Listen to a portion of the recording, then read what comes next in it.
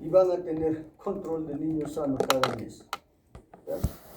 Control de niño sano para ver cuánto creció, cuántos gramos de peso aumentó, si este es de acuerdo al percentil y esas cosas. ¿Ya?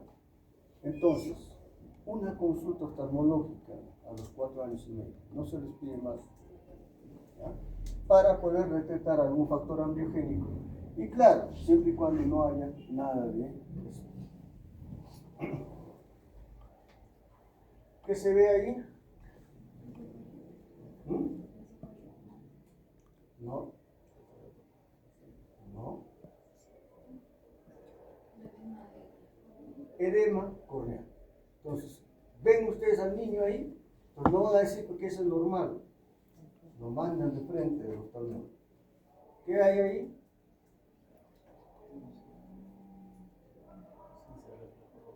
En un ojo. Eso tiene que llamar la atención. Los dos ojos tienen que ser como la del ojo izquierdo. Ahí, una leucocoria. Ya después dirán a qué obedece esa leucocoria. Leucocoria en el ojo izquierdo, leucocoria en el ojo derecho. Catarata congénita. Catarata congénita. ¿No? Cover test. A ver, ¿cómo está el ojo derecho? ¿A dónde? Derecho. Mejor nasal temporal. Nasal. ¿Seguro? Temporal. No. Temporal. Temporal. Esto es lo que está pasando. Este es un paciente con exotropia. Entonces, al tapar este ojo, el ojo izquierdo va a desviar a la parte central y está fijando con este ojo. Pero este ojo, ¿para dónde desvía? Para el lado temporal. ¿Ya? Eso es el cover test. Entonces, si tenemos a un paciente en estas circunstancias, esto tiene que operarse, ¿verdad? ¿Cómo nosotros calculamos qué músculo voy a tocar para operar?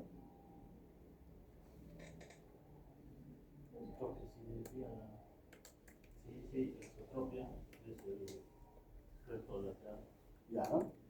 Te va a decir que ese músculo hay que operarlo. ¿Pero cuánto? Retrocedes, refuerzas. ¿Qué haces? Con los prismas, ¿qué se hace? Entonces, se supone si hacemos un cover test acá y acá, ¿qué vamos a lograr? Que el ojo esté moviendo, ¿verdad? Si nosotros hacemos un cover test, ¿qué vamos a encontrar en nuestros ojos?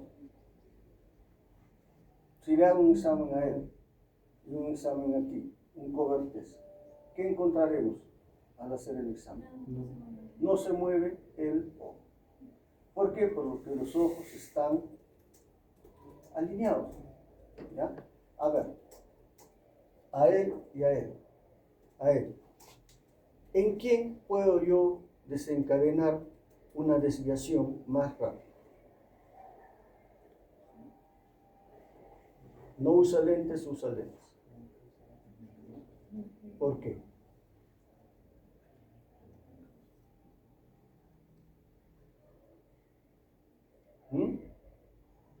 ¿Por qué?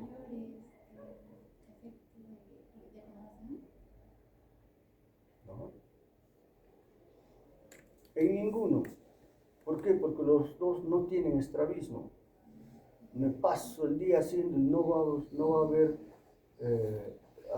respuesta al cover test. ¿Ya? Entonces, en este paciente, si ponemos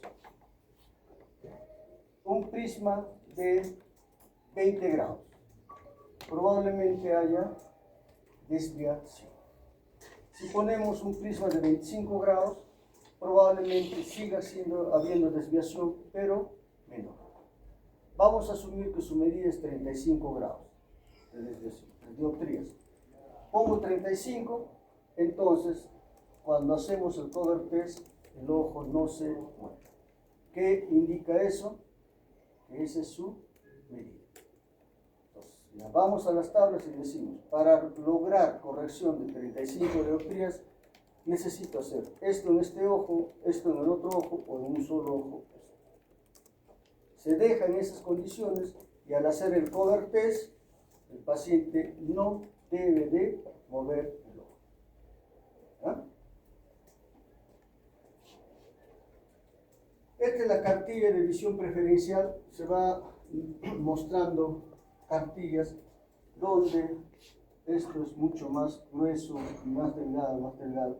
Y lo que llame la atención, decimos, esa es la medida del paciente. Pero es muy relativo. Es preferible la mirada preferencial. ¿Ya? Y con el cover test, perdón, con lo que es los octotipos, cuantificamos la agudeza visual. ¿Ya? Muy bien. Entonces, cuando nosotros evaluamos a un niño, tenemos que preservar que la visión se desarrolle en forma adecuada hasta los 5, 6 años. Si evaluamos a un niño de 6 años, buscaremos una visión de 20-20. A un niño de 5 años será algo menos su visión. Un niño de 4 años, menor visión. ¿Ya? Porque todavía está en un proceso de desarrollo. Entonces, dentro de lo que es la oftalmología pediátrica, el corazón de toda la oftalmología pediátrica viene a ser la ambliopía. ¿Ya? Es importante que nosotros veamos de que el desarrollo visual del niño sea en los dos ojos adecuado, que llegue a la visión de 20-20. ¿Ya? Cuando nosotros no logramos eso, cuando hay una agudeza visual con su mejor corrección que no llega a 20-20, decimos que hay ambliopía. Entonces, pues, la ambliopía es una reducción unilateral o bilateral de la agudeza visual mejor corregida, de la agudeza visual tomada con sus lentes. Porque si a ella le hago la agudeza visual sin lentes, ¿qué va a tener? Una visión baja. Con sus lentes probablemente tenga 20-20. ¿Es ambliope? No, porque con lentes está logrando una visión normal. Pero si con sus lentes logra una visión bilateral, ¿no? Ojo por ojo, 20-25, 20-25 en cada ojo, eso ya es ambliopía, ambliopía leve. 20-30 en cada ojo, también ambliopía. ¿Ya? Con sus correctores que no llegan a 20-20, eso es ambliopía. ¿Por qué va a presentarse esto? Porque hay una falla del desarrollo neuronal normal en el sistema visual inmaduro. Para que madure lo que es la visión de la persona, tiene que haber estímulos adecuados que logren pues un buen desarrollo neuronal en el tiempo en que está produciendo este desarrollo, que es los primeros 6 años de vida. ¿Y por qué falla el desarrollo neuronal?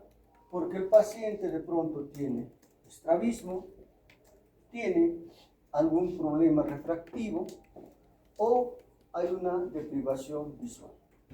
Principalmente cataratas, tosas congénitas moderadas a severas. ¿Ya? El problema de la ambliopía es pues de que es un proceso totalmente evitable. Porque si tenemos al niño a la edad apropiada, buscamos los factores ambliogénicos y si hay ambliopía, corregimos porque es un proceso reversible. Se da tratamiento también en este periodo crítico que constituye los primeros 6 años de vida. ¿Ya? Entonces, esta reducción de la agudeza visual uni o bilateral se va a dar por la falla de la estructura, principalmente a nivel cerebral. No es tanto a nivel conductivo, sino a nivel cerebral. La prevalencia a nivel mundial, 2 a 4%, que es una prevalencia bastante grande. es la primera causa de discapacidad visual unilateral en la infancia que se va a arrastrar de por vida, ¿ya? Causa común de discapacidad visual unilateral en menores de 60 años. ¿Por qué razón? Porque esa ambliopía, pues si pasa la edad pediátrica, no va a solucionarse tan fácilmente, ¿ya? Vean, en Latinoamérica tenemos 9 a 10% de lo que viene a ser ambliopía, pero en el Perú, 39% de los pacientes tienen ametropías elevadas, ametropías severas. Y de esta cantidad con ametropía severa, probablemente más de la mitad sean ambliopes. Entonces es una situación bastante grave para nosotros. Y aumenta la incidencia de ambliopía cuando hay pues retrasos de desarrollo, prematuridad, etc.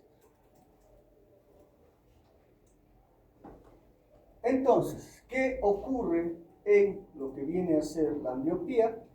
Que tenemos un sistema visual inmaduro a nivel cerebral.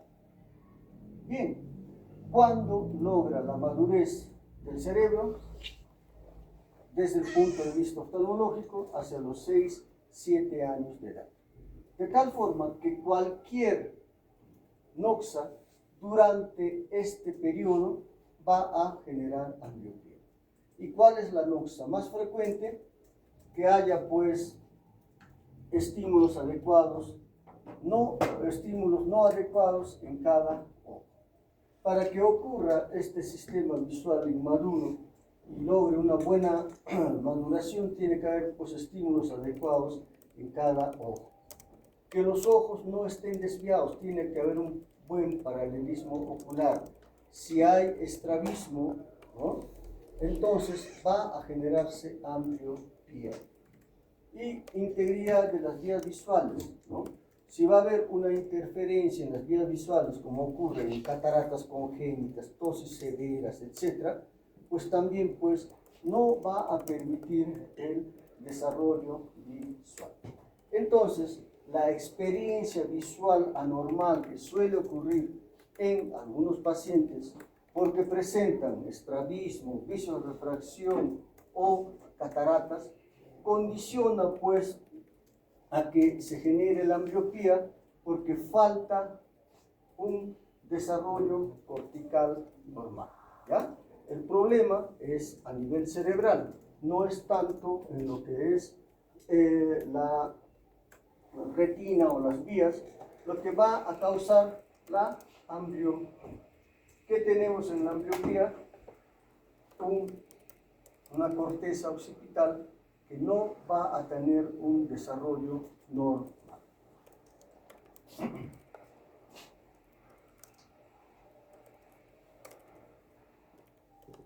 Entonces, en la ambliopía, ¿qué vamos a tener?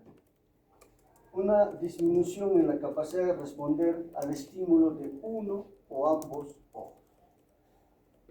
Esto ya va a quedar alterado de por vida porque va a haber una deficiencia funcional donde los campos receptivos son anormalmente grandes para el ojo que viene a ser ambliopía. La forma como se va a expresar la ambliopía generalmente es una disminución de la agudeza visual. Son pacientes que con su mejor corrección tienen una disminución de la agudeza visual, pero además también presentan lo que es el fenómeno de hacinamiento, de apiñamiento o el fenómeno de cromo. ¿Qué significa esto? Que si ustedes hacen ver un optotipo a los pacientes, ¿no?, en el optotipo hay varias letras, ¿no?, tienen mucho más dificultad de poder leer estas letras que están juntas a que si se presentan las letras en forma aislada.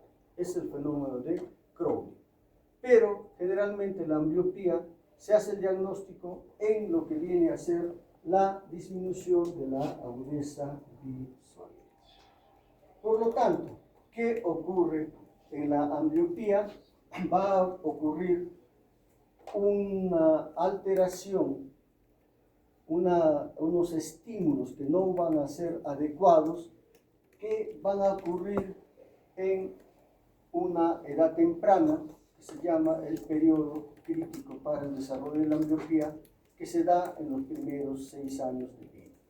Pero que también lo que viene a ser el periodo crítico para revertir la ambliopía también se sitúa en esta edad, en los 6 primeros años.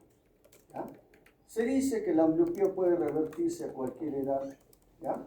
Pero es en la primera infancia, en los 6 primeros años, donde se va a tener los mejores resultados. De tal forma que es en este periodo crítico que nosotros debemos de tener en cuenta que no exista una privación visual, que no exista estrabismo, y si hay vicios de refracción elevados, corregirlos. ¿Ya?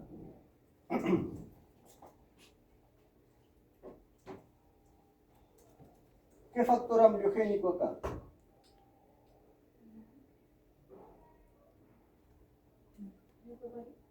Leucocoria. Los medios no están íntegros. Acá, ¿qué habrá?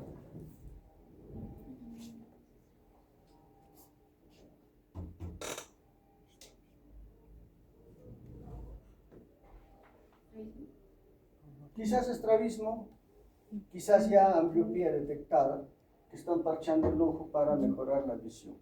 Y acá, estrabismo, ¿ya? Que son factores ambliogénicos para la producción de ambliopía. Muy bien, entonces, la ambliopía generalmente se los clasifica de acuerdo a lo que viene a ser el origen que causa la ambliopía. Por eso tenemos una ambliopía estrábica, que es la forma más común de la ambliopía, ¿ya? Entonces, en la ambliopía estrábica, ¿qué va a ocurrir?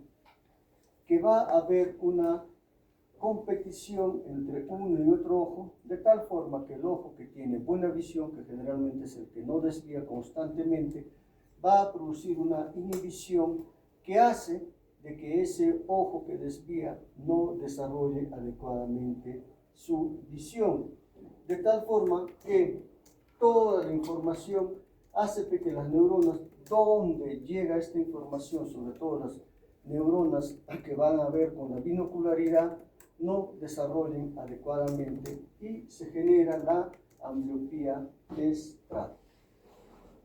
Ambliopía estrábica que puede originarse por cualquier tipo de desviación, sea que haya esotropia, exotropia, hipertropia, hipotropia, etc. ¿Ya? Entonces, en estos pacientes, ¿qué ocurre? Una supresión constante de uno de los ojos, de tal forma que no va a haber una buena interrelación para lo que es visión binocular.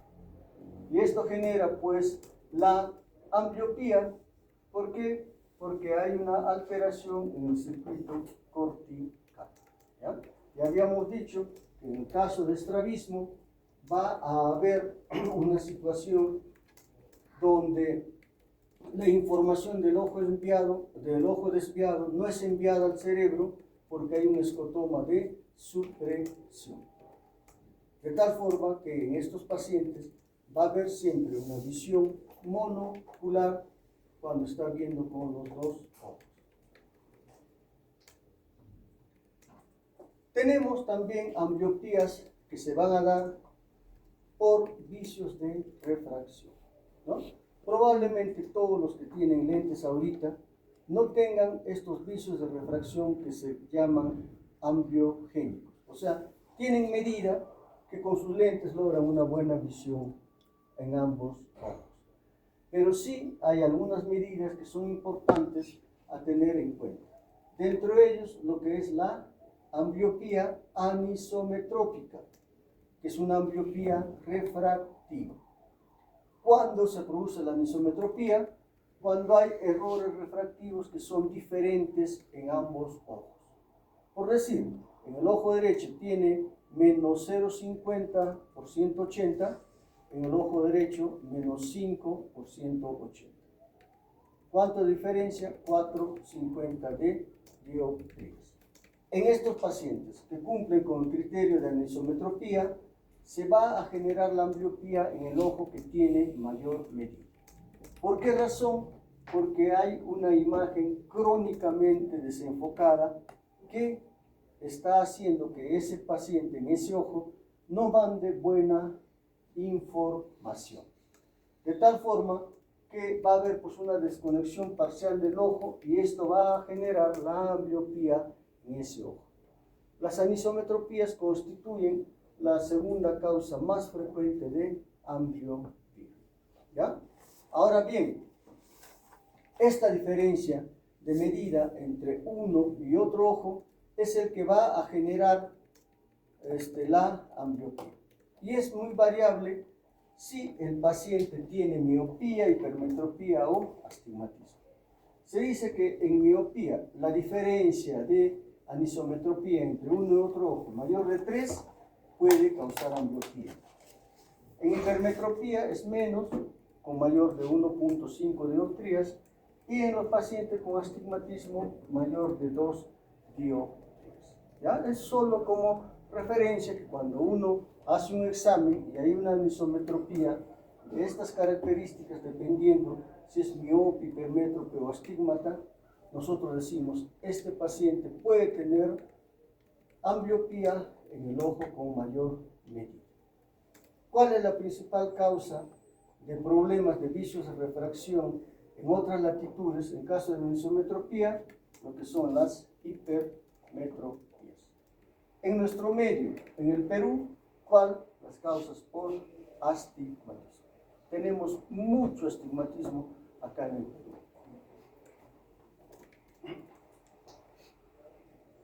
Otra causa de lo que viene a ser ambliopía refractiva viene a ser la isometropía. ¿Qué implica isometropía? Que hay un error refractivo en ambos ojos, pero son errores refractivos elevados. Ejemplo, 4 de astigmatismo en un ojo, 4,50 en el otro ojo. Entonces, estos pacientes van a tener lo que es, pues si esto no se corrige, va a hacer de que haya una disminución de la agudeza visual, pero bilateral. ¿Por qué? Porque la medida es elevada en ambos ojos y por este desenfoque crónico se va a generar una ambliopía en estos pacientes, pero en los dos ojos. Pero en estos pacientes, si bien se genera ambliopía, va a ser una ambliopía que generalmente es leve. 20-25, 20-30 de visión. En el caso de las anisometropías, sí, la ambliopía tiende a ser mucho más profunda. ¿Ya? De pronto, en el ojo que hay más medida, puede desarrollar 20-50, 20-70, dependiendo. ¿Por qué es importante el reconocer la ambliopía? Porque a medida que la ambliopía sea más profunda, que vea menos el paciente, hay más pérdida de lo que es la visión de profundidad. Recuerden ustedes, ¿cuál es el máximo grado de visión que nosotros tenemos? La visión de profundidad. ¿Ya? Entonces, los hipermétropes, se dice que se produce ambliopía cuando hay medidas de 4 a 5 dioptrías. ¿Ya? Y esta es la forma de expresión más frecuente de ambliopía en el ojo. Las miopías con 5 a 6 dioptrías a cualquier edad y en caso de astigmatismo 2 a 3 dioptrías en cada ojo. ¿Ya? Aunque a veces encontramos acá nosotros astigmatismos mucho más altos, 4, 5, 6, es lo habitual. ¿Ya? La otra ambliopía viene a ser la ambliopía por privación visual. ¿Ya? Pero antes de pasar, dentro de lo que es las ambliopías refractivas, hemos dicho que hay por anisometropía y hay por isometropía. ¿Cuál de las dos creen que es más peligrosa en cuanto a lo que significa el reconocer al niño con alguna de estas patologías? No, solamente la isometropía y anisometropía. ¿Cuál? ¿Por qué? Porque la ambliopía es más leve. No. La ambliopía es más leve en isometropías cuando se corrige. Pero ¿por qué la anisometropía podría ser considerada más grave para producir ambliopía?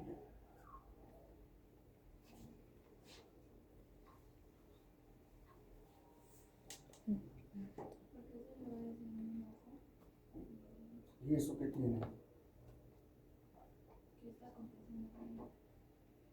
En parte, dicho de otra forma, ¿Miro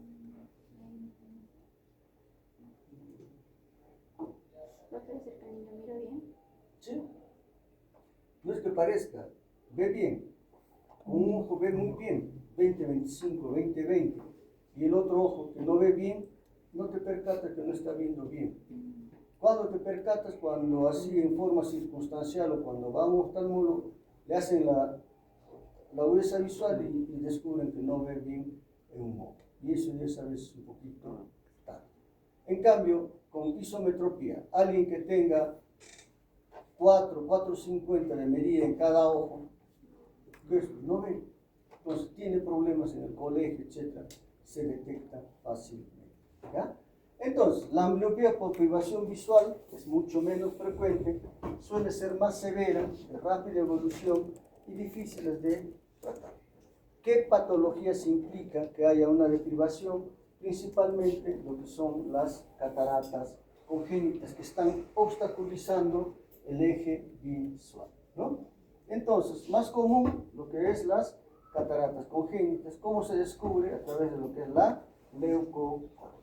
Cataratas congénitas, lo que viene a ser cataratas adquiridas, cualquier opacidad que esté alterando el eje visual, como puede ser una ptosis congénita severa, ¿no? Entonces, en estos pacientes va a haber una obstaculización del eje visual, lo que va a generar ambliopía. Ya habíamos hablado de las cataratas congénitas que tienen que ser operadas, pues apenas hecha el diagnóstico. Ahora, si existen 2 o más factores ambliogénicos, pues la ambliopía va a ser más frecuente, más común y más severa, más grave, ¿no? Porque puede haber alteraciones donde haya anisometropía y estrabismo, y las dos cosas condicionan mayor pérdida de visión de profundidad, menor estereopsia.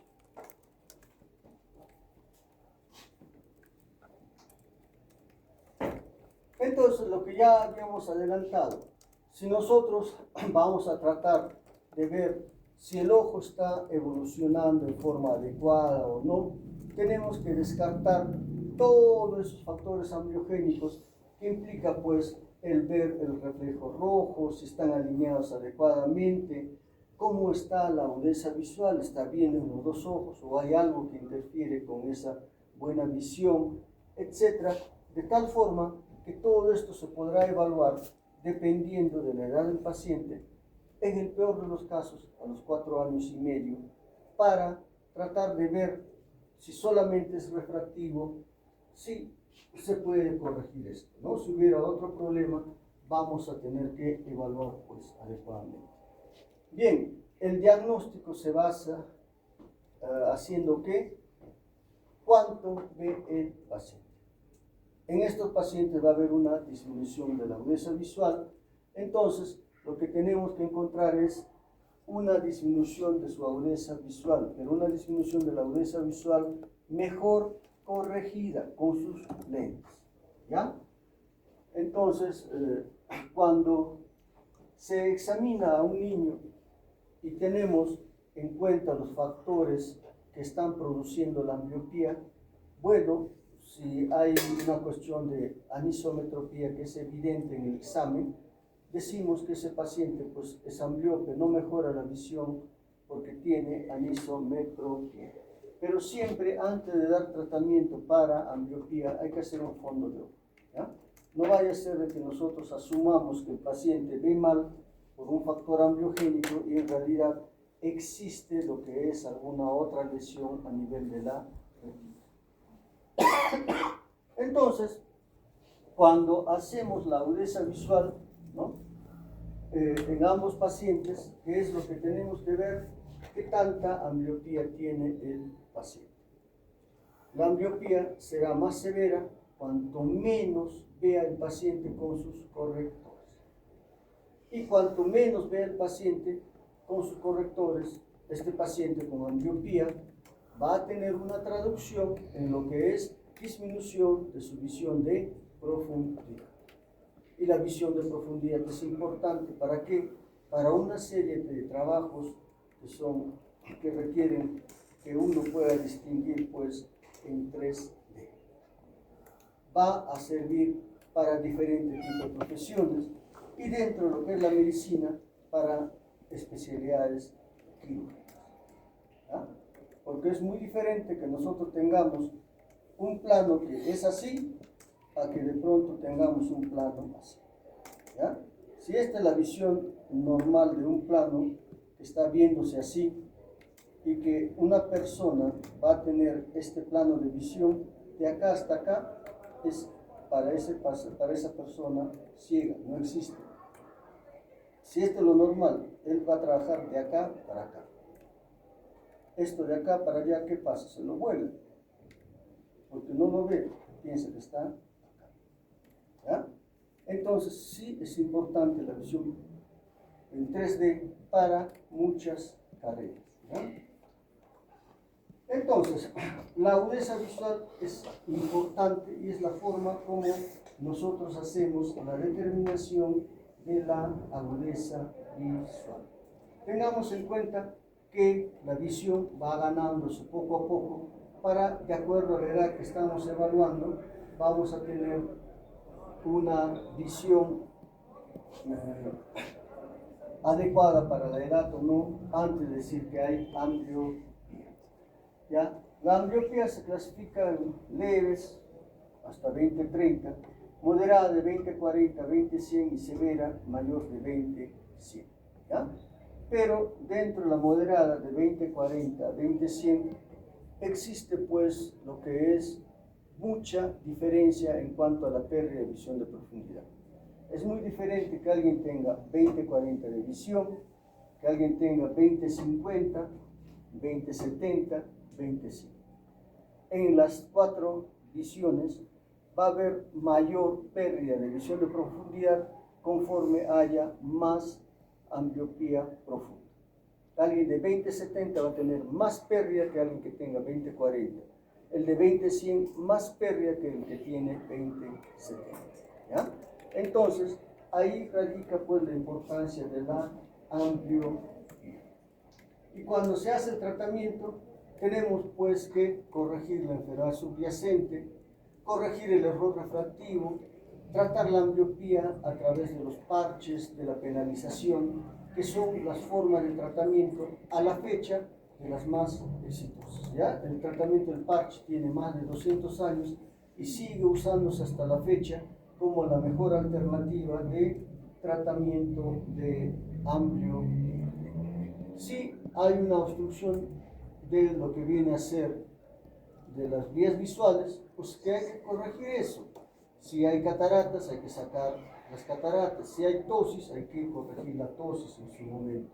La corrección refractiva, que es algo que también tiene que hacerse. ¿Para qué? Para tratar de dar una buena imagen en la retina de esos pacientes.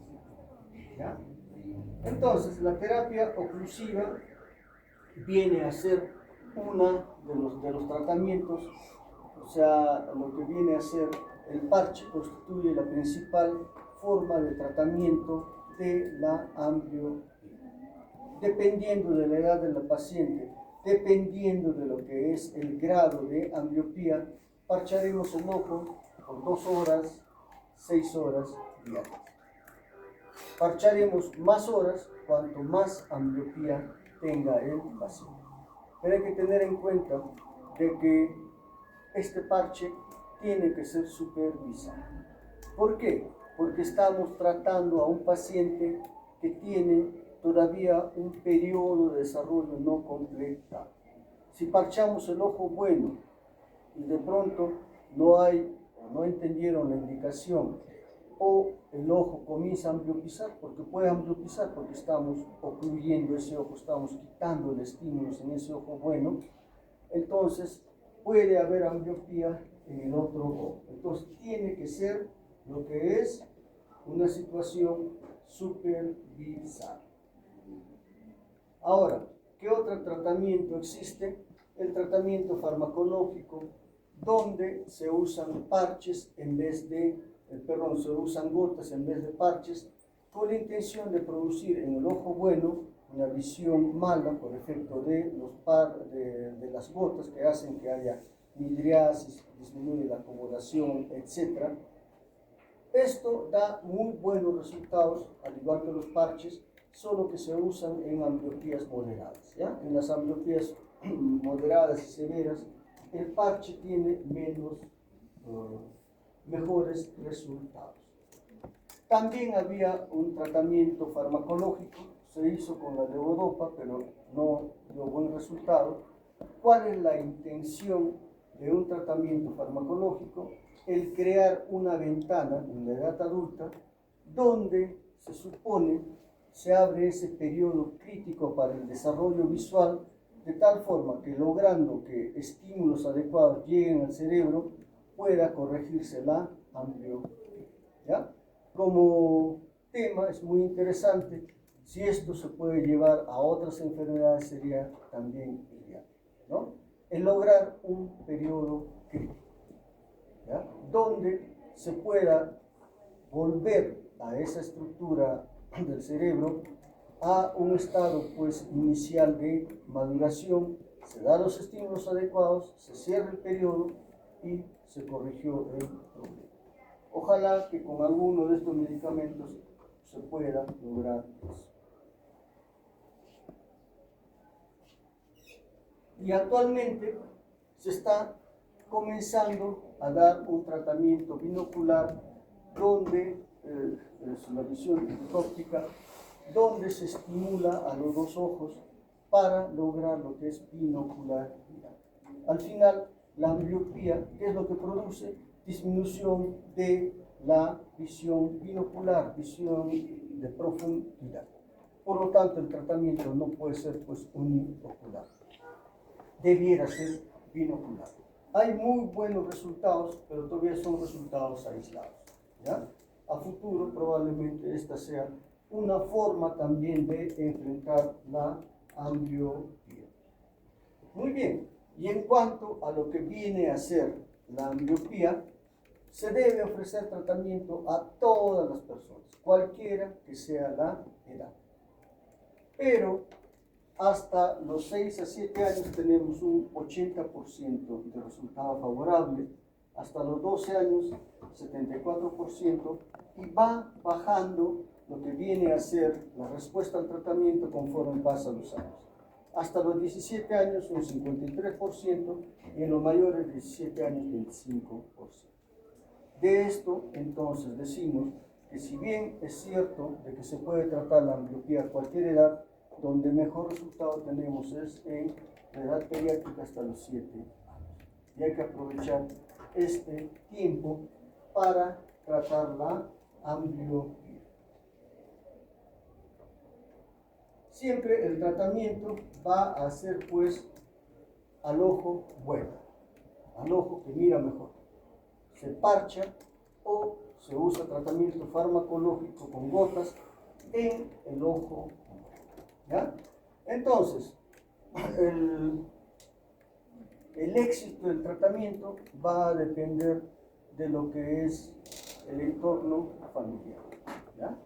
Porque el hecho de que usen los parches va a tener una serie de connotaciones dentro de las cuales están pues que de pronto entre niños comienzan a insultarse, puede haber reacciones a los parches, etc. Simplemente si al niño no le gusta eso, nos manipulan. Entonces, tiene que haber una situación de un compromiso de la familia del que cuida al hijo. ¿Por qué? Porque si no se da esto, va a hacer pues que el periodo crítico para la remisión de la ambliopía vaya a pasar. ¿Ya?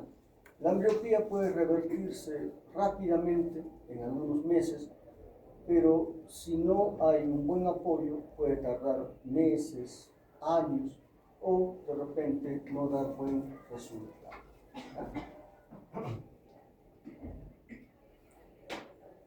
Muy bien.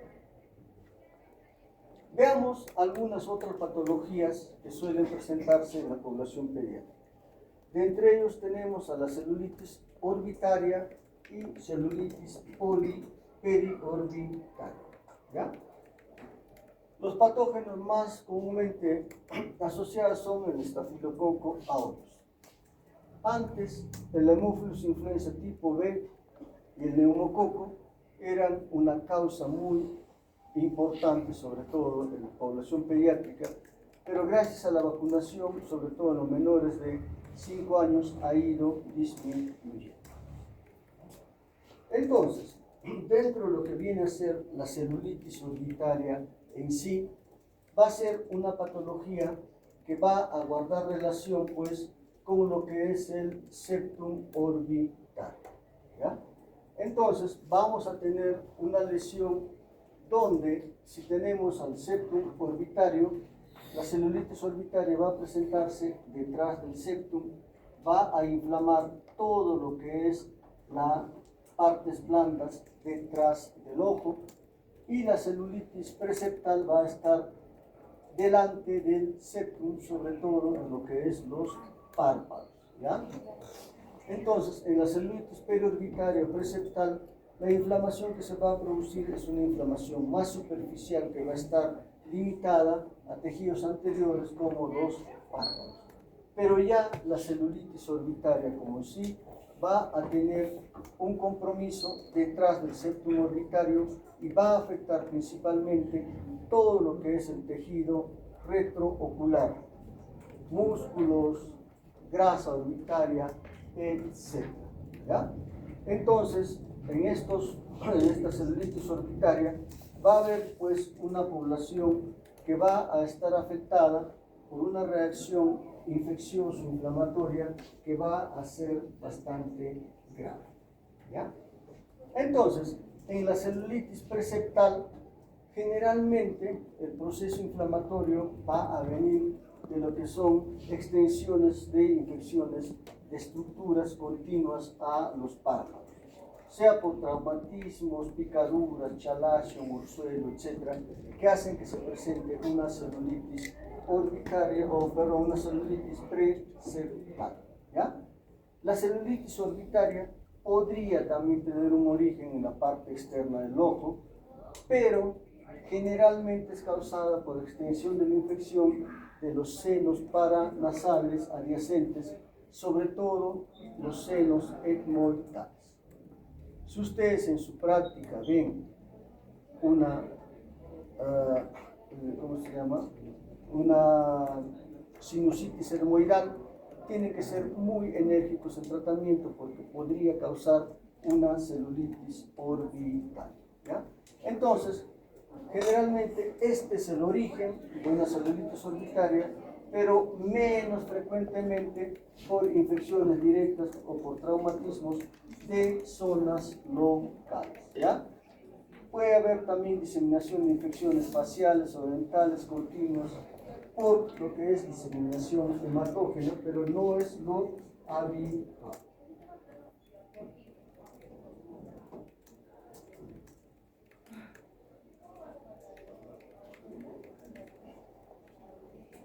Tenemos un ojo normal que no tiene mayor compromiso y una celulitis preseptal que está principalmente afectando lo que es el párpado. Ahora, la celulitis orbitaria afecta principalmente lo que es tejido blando retroocular, pero esta celulitis que está siendo difusa puede haber o presentar procesos de abscesos subperiósticos a nivel orbitaria, ¿no?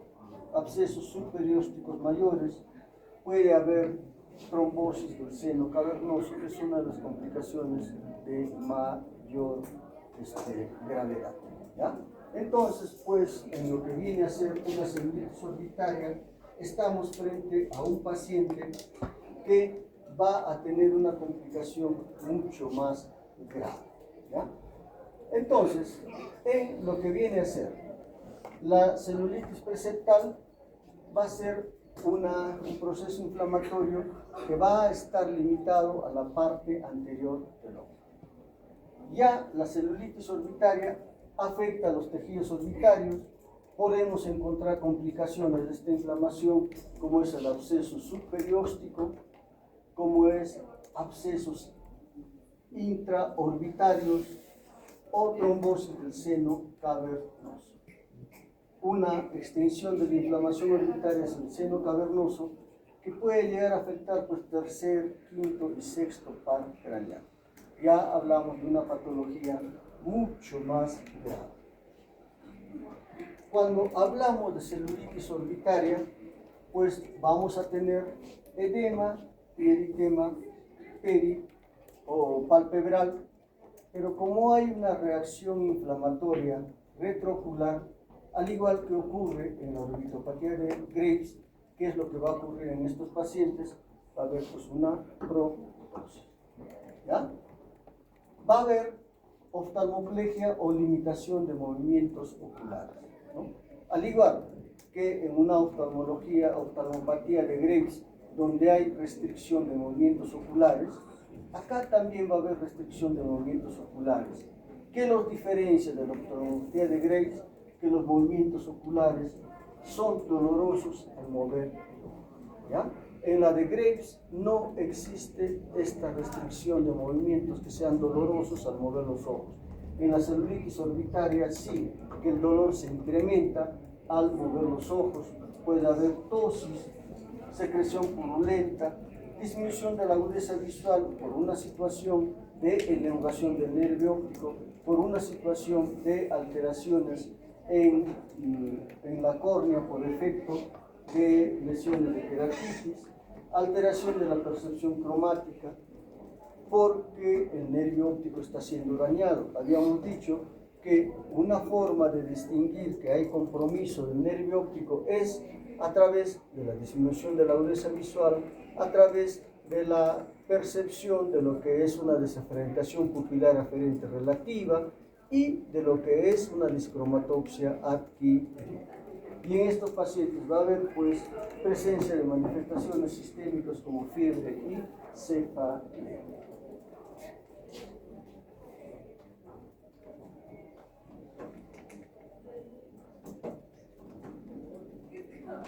Muy bien, entonces, en una celulitis preseptal vamos a tener una inflamación que va a estar restringida al párpado.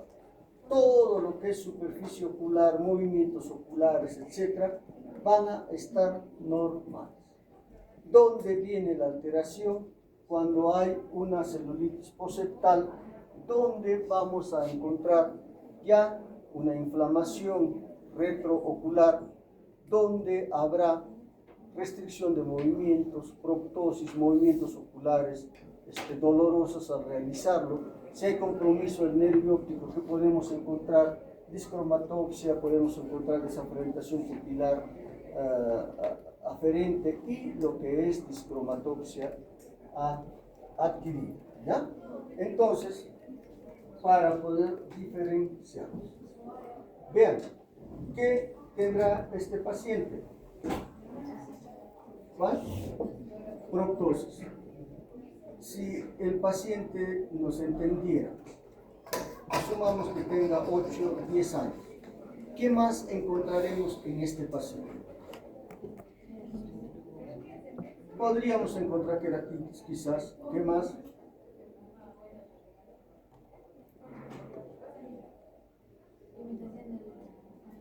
Claro, habría restricción de movimientos. Y cuando se realizan movimientos, ¿cómo serían estos movimientos? Dolorosos. ¿Ya? En la imagen que está viendo, ¿qué hay que oriente a un compromiso del nervio óptico?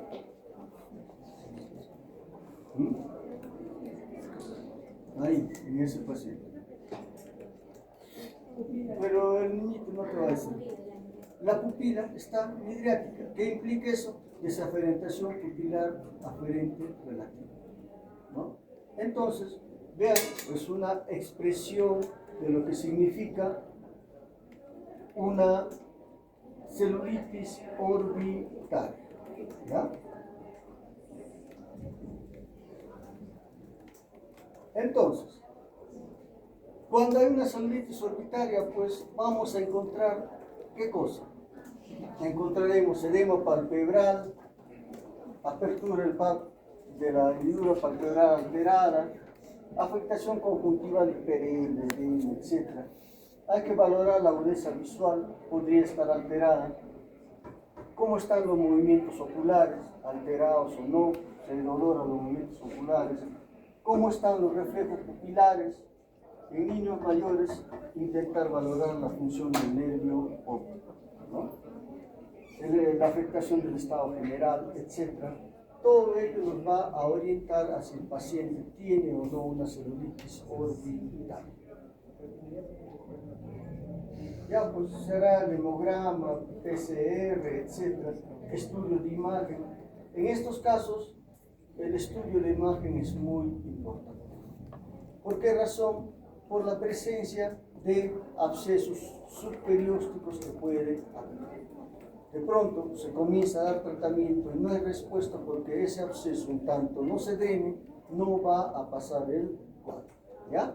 Entonces, veremos pues que la tomografía es muy importante en estos casos, ¿no? Para determinar cuál es la situación del paciente. De pronto ya tenemos una trombosis del seno cavernoso, donde la resonancia magnética es mucho más importante.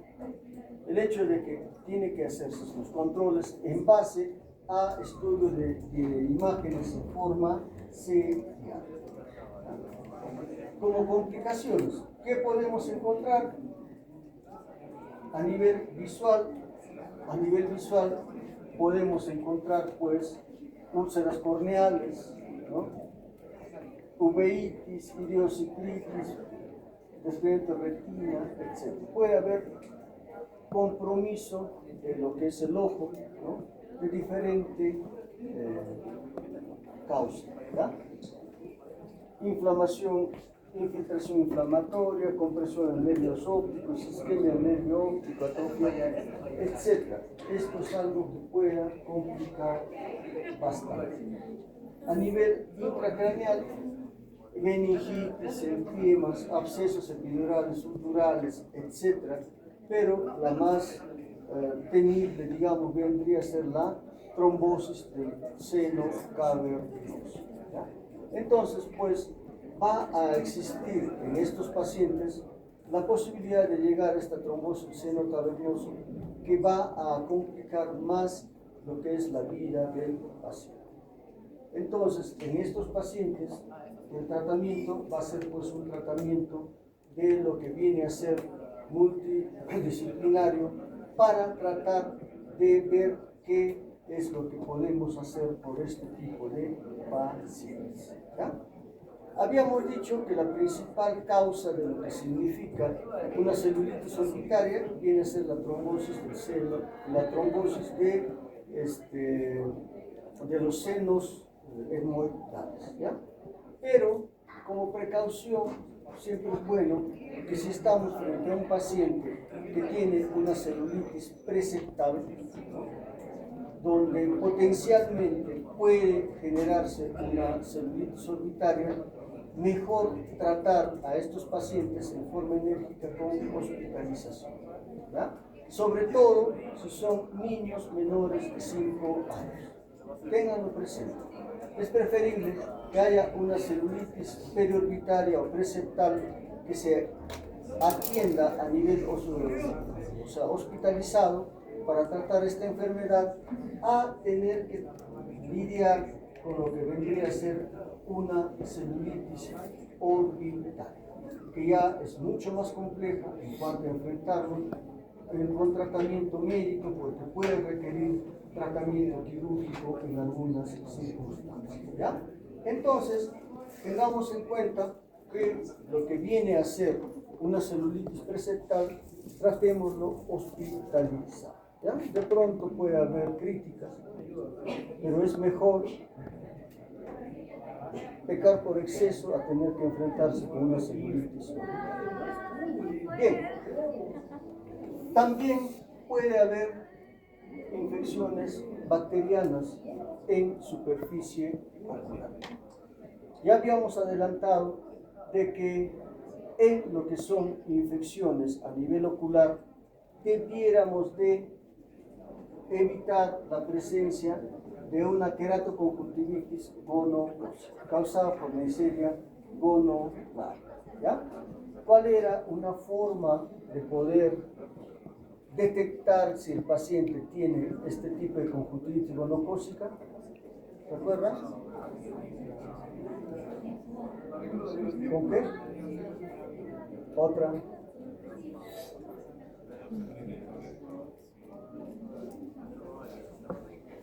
En la presencia de, eso se los dije, eso no se les puede olvidar.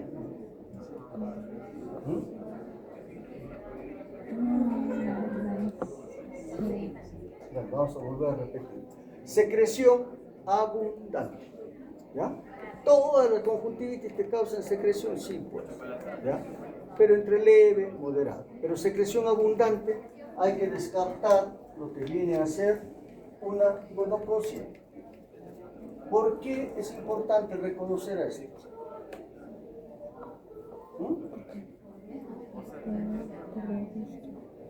¿Cómo?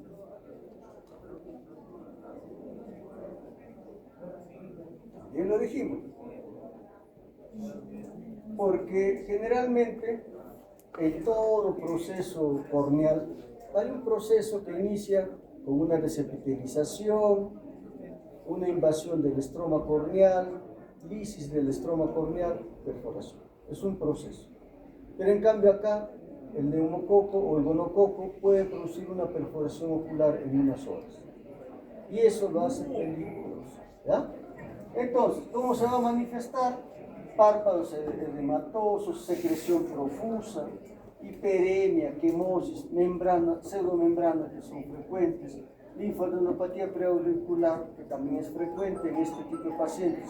Recuerden que en ellos, o sea, la linfadenopatía es más en pacientes con enfermedad viral, ¿no? Conflictiva.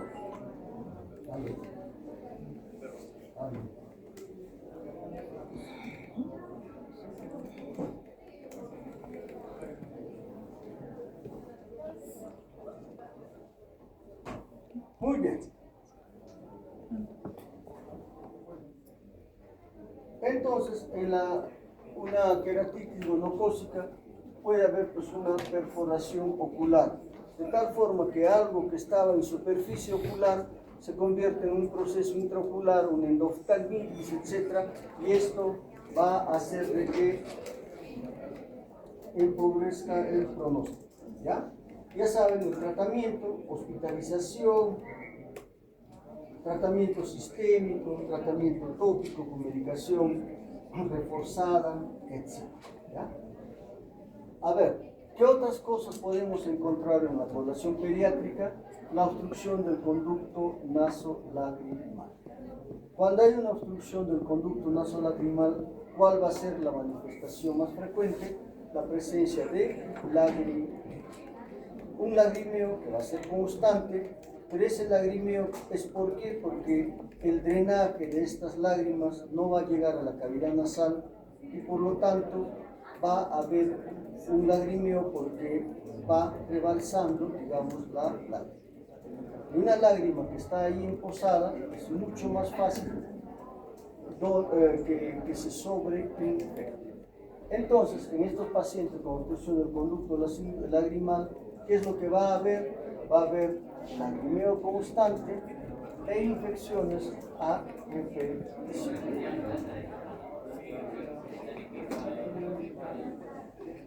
Entonces, la obstrucción del conducto nasolagrimal se trata pues, cuando hay sobreinfección. Una sobreinfección se trata y como resultado que va a haber, pasa, remite el cuadro infeccioso, pero va a continuar el lagrimeo. ¿Ya? Hay que explicar a las madres que el tratamiento es solo para que no exista la infección, que el lagrimeo va a continuar.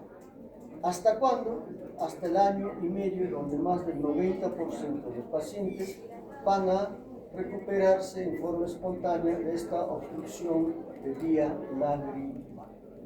En el interín, que se puede hacer masajes en la zona del conducto nasolacrimal con una compresión de 5 segundos, 2-3 veces al día. ¿Para qué?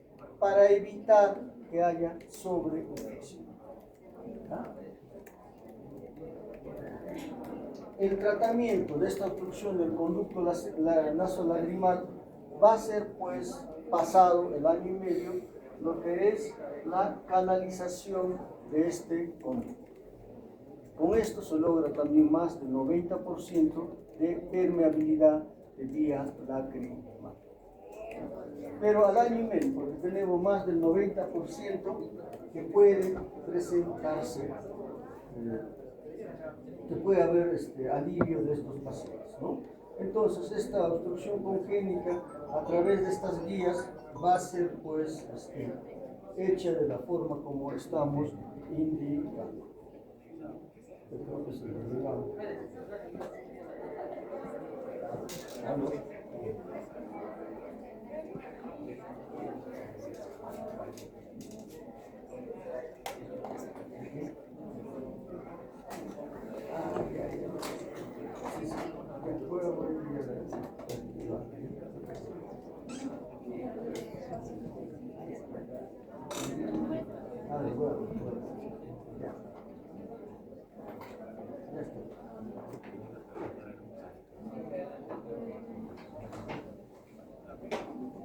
Muy bien, entonces con este sondaje se logra también más del 90% de lo que es permeabilización de vía lagrimal.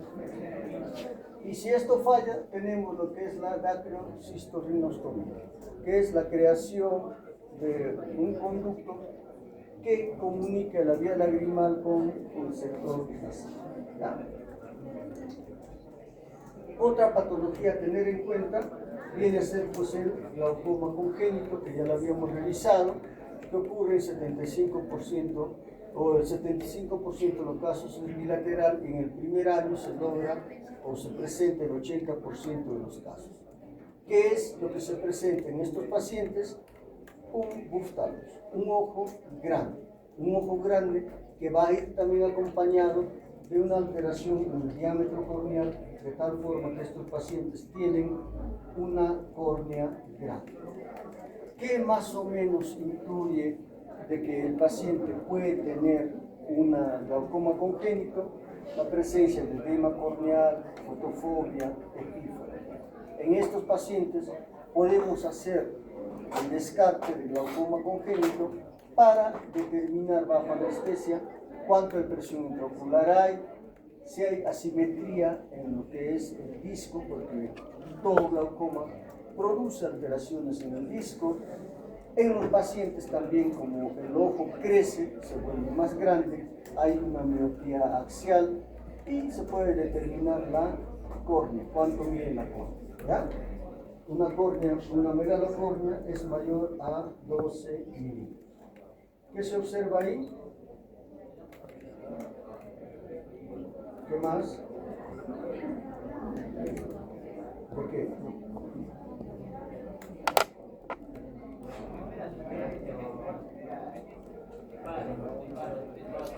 Hay lagrimeo y hay edema corneal. ¿Qué están viendo? Estas son las estrías de Hutch. La córnea se rompe y por esas estructuras que están rotas pasa agua y la córnea seca y edematiza. Catarata congénita, ya saben ustedes que va a ocurrir por causas infecciosas a nivel intrauterino al tercer mes, casi explica el 50% de los casos, ¿ya? Entonces, ahorita estamos en campaña de vacunación para sarampión y rubiola. Sería bueno que las chicas se vacunen, principalmente por la rubiola. Ustedes están en edad fértil para ser madres. Entonces, por lo menos, evitan pues casi el 50% de enfermedades congénitas con la vacunación de el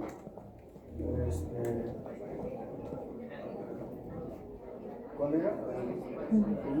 Rubio, ¿ya? Tengan en cuenta eso. No tanto por sarampión. Catarata congénita que es necesario evaluar. ¿Cuándo se opera la catarata congénita?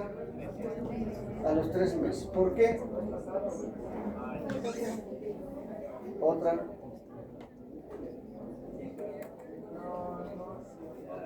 Porque puede producir estrabismo y puede producir nistagmus. Y el nistagmus es una patología que va a producir ya una visión subnormal. ¿Qué otra cosa más después de la operación se debe hacer? Rehabilitación óptica, ¿ya? Para asegurar que la imagen sigue llegando en forma clara al fondo de ojo. Tengamos en cuenta lo que es la artritis reumatoidea juvenil. Dentro de la artritis reumatoidea juvenil, lo que es la artritis pauciarticular. ¿Por qué razón? Porque en estos pacientes va a existir lo que es una iridociclitis crónica. Va a decir que es una uveitis, pero que no tiene mayor manifestación externa, ¿ya? Entonces, suele ser asintomática. Hay una actividad inflamatoria ocular que es totalmente independiente de lo que viene a ser la reacción inflamatoria en las articulaciones. Debe haber un control oftalmológico frecuente para evitar que existan complicaciones en estos pacientes. ¿Qué complicación? Una catarata secundaria. Acá va a ser el examen, ¿verdad? Cada uno está buscando su posición. Pero es a las 2. A las 4, digo. Bueno, todavía falta. Se pasa. ¿Qué hora es?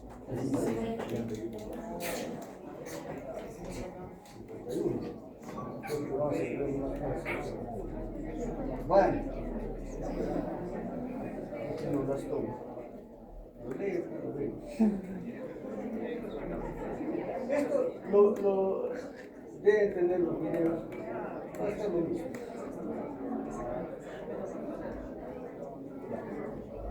Retinoblastoma, lo más importante. Bien, 2 tipos de retinoblastoma. El hereditario y el somático, o el adquirido. ¿Ya? El que es hereditario aparece antes del año, tiende a ser bilateral y lo que es más importante, que va acompañado de un segundo tumor, que es el que mata al final, ¿ya? Un rhabdomyosarcoma. El tumor no hereditario, el retinoblastoma no hereditario, unilateral, no se acompaña de un tumor secundario y aparece más tarde, a los 2 años de edad. ¿Ya?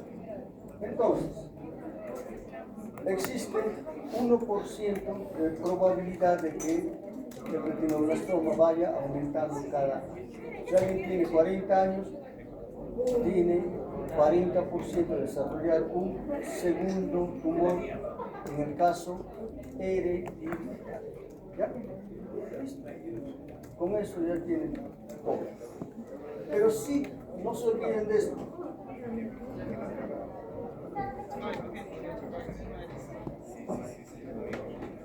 Falta 10 minutos. Cada uno tiene su posición, no sé por qué. Este examen va a ser más estricto. Nos están volviendo a decir que tienen que cuidar 4, 5, 6 personas. No sé.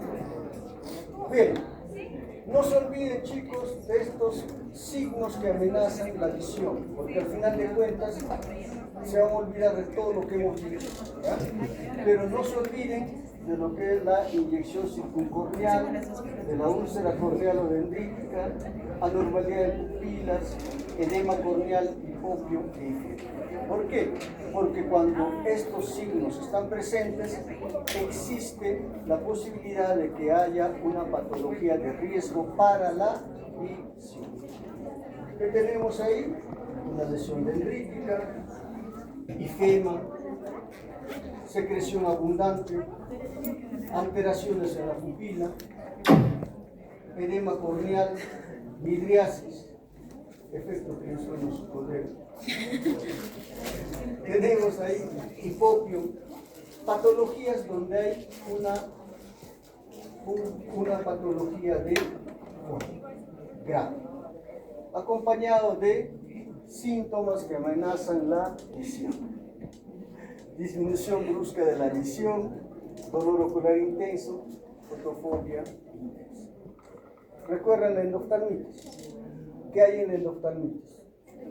Dolor ocular intenso, disminución brusca de la visión. ¿Qué signos? Hipopio, inyección conjuntival circuncorneal.